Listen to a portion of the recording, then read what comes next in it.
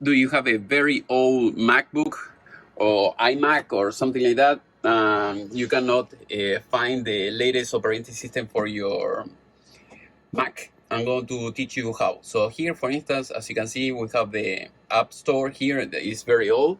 So what you have to try to search on your browser, I know you're going to have some difficulties to open some websites because the browser that you have is very old, but this is the solution. So you try to use Google or something else and try to find Apple space HT211686.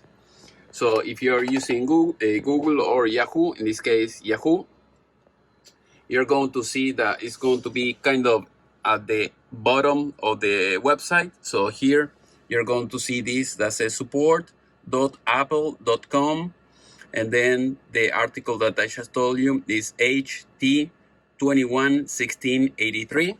So once you click here, I'm going to show you.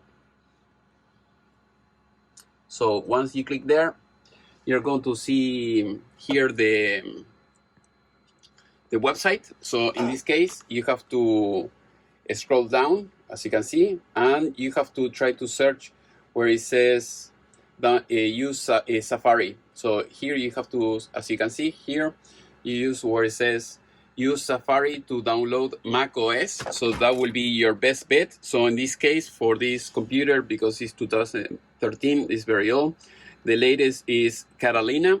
So once you click here on the Catalina, it will open up the App